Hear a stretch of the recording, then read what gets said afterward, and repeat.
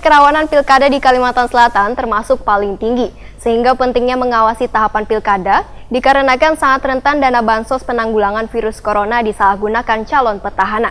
Kemungkinan ini bisa terjadi waya penyerahan bantuan sosial untuk warga, bansosnya diberi foto atau ngaran petahana.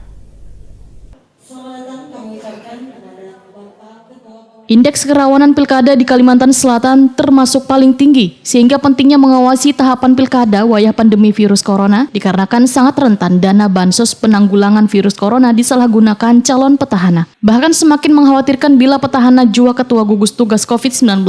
Kemungkinan ini bisa terjadi wayah penyerahan bantuan sosial untuk warga terdampak wabah virus corona, bansosnya diberi foto atau ngaran petahana. Namun perbuatan tersebut belum dapat diberikan sanksi lantaran masih belum sebagai calon. Demikian dipadahkan Ketua Bawaslu Republik Indonesia, Abhan Waitakoni Prima TV usai memberikan arahan wan petunjuk di kantor Bawaslu Banjarmasin di Jalan Dharma Praja Banjarmasin Timur, jelang tengah hari Senin 6 Juli 2020.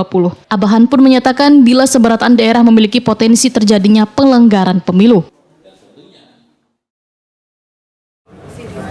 Semua daerah punya potensi, ya, terutama di dalam pelaksanaan di tengah pandemi ini, manakala ada calon petahana di daerah itu, ya, adanya potensi abuse of power, ya, penyalahgunaan kewenangan, manakan bahwa petahana atau bupati wali kota itu di dalam konteks gugus tugas kan sebagai ex officio sebagai ketua gugus tugas, ya. Nah, kalau ini tidak didasari oleh etika atau moral yang baik, maka potensi penyalahgunaan bansos COVID untuk kepentingan pribadinya, kepentingan politik pilkadanya itu muncul, ya.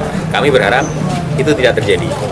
Jadi laksanakan tugas sebagai petahana, laksanakan sebagai tugas gugus COVID, ya semestinya sebagai gugus tugas, bukan jangan campur adukan antara kepentingan gugus tugas, petahana untuk kepentingan politik pilkada itu.